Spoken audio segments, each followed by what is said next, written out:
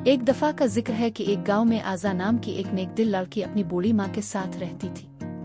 वो बहुत गरीब थी मगर उसका दिल सोने जैसा था। वो हर किसी की मदद करती, चाहे खुद भूखी ही क्यों ना रहती। रोज वो जंगल से लकड़ियां इकट्ठी करके बेचती और जो थोड़े बहुत सके मिलते उनसे अपनी माँ के लिए खाने का बंदोबस्त करती। एक दिन वो जंगल में लकड़ियां चुन रही थी कि अचानक इसे किसी चिड़िया के दर्द भरी चहचहाहट सुनाई दी।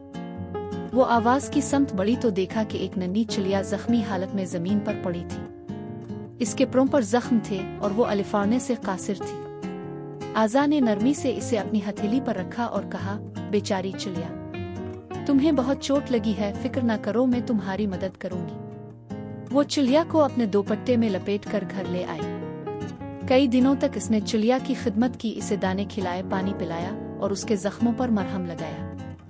चंद दिन बाद चिड़िया ठीक हो गई और खुशी से चहचहाने लगी। एक सुबह जब आजा ने चिड़िया को आजाद करने के लिए पिंजरा खोला तो चिड़िया अलिफाड़ने से पहले इसके कंधे पर बैठी और बोली, आजा, तुम्हारी नेकी का बदला जरूर मिलेगा। जब कभी तुम्हें जरूरत हो बस मेरा नाम लेना। ये कहकर वो अलिफाड़ गई और आजा हैरानी से इसे जाता देखती रही। कुछ महीने गुजर गए। एक दिन गांव में शदीद कहत पड़ गया। बारिशें न होने की वजह से खेत सूख गए और लोग भूख से बेहाल होने लगे। आजा और उसकी माँ के पास भी खाने को कुछ न बचा।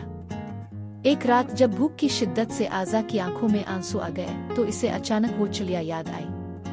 इसने आसमान की तरफ देखा और आहिस्ता से कहा, जादुई चिड़िया, अगर तुम मुझे सुन सकती हो तो मेरी मदद करो। चंद लम्हे बाद चमकदार प्रों वाली वही चिड़िया आसमान से अलिफाड़ती हुई आई।